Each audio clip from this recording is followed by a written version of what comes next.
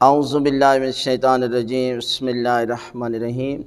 السلام علی الحسین وعلی علی ابن الحسین وعلی اولاد الحسین وعلی اصحاب الحسین۔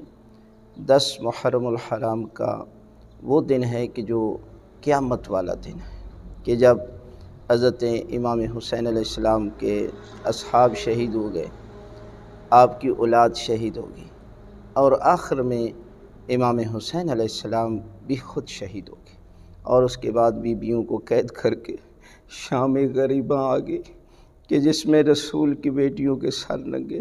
عزاداران حسین، یہ دن دنیاوی کاموں کے لیے نہیں ہے۔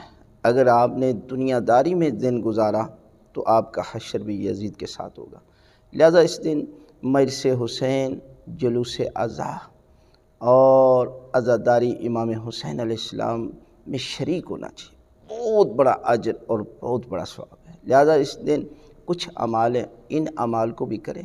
ان میں یہ ہے کہ 1000 مرتبہ سورہ توحید کی تلاوت کریں، قل هو اللہ احد کی تلاوت، زیارت عاشوراء پڑھیں، بہت بڑا اجر، بہت بڑا ثواب ہے۔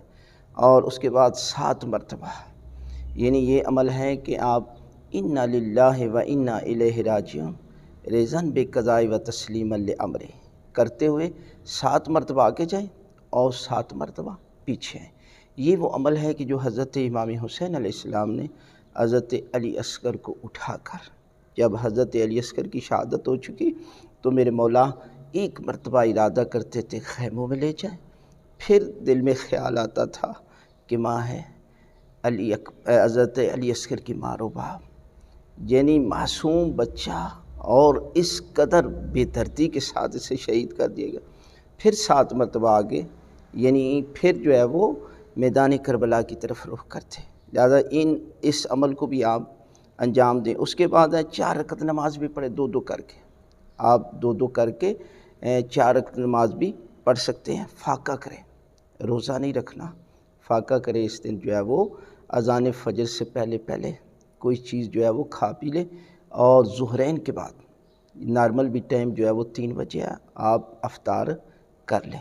اور اس کے بعد قمیضوں کے گریبان کھلے رکھیں، یعنی یہ بٹن جو ہے یہ کھلے رکھیں، اور آستینیں یہ جو ہے الٹی کر دیں۔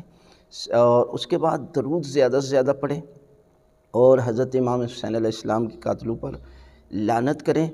اور شہادت کے بعد، حضرت امام حسین علیہ السلام کی شہادت کے بعد یہ تصور کریں کہ وہ بیویاں کہ جو کبھی گھر سے باہر نہیں نکلی تھیں، ان کے پردے کا انتظام کرنے والے حضرت عباس تھے، امام حسین علیہ السلام تھے، جب وہ سب شہید ہو گئے تو ان کے خیموں کی کیا حالت ہوگی۔ عزاداران حسین، یہی وہ منظر آپ خیال کریں گے تو آپ کا رخ کربلا کی طرف چلا جائے گا، اور مولا کو سلام پیش کرنا، مولا کاش ہم کربلا میں ہوتے اور آپ کے ساتھ قربانی دیتے۔ لہذا دعا ہے خالق کائنات اس دن کے صدقے میں پروردگار آپ کی عبادتوں کو قبول فرمائے۔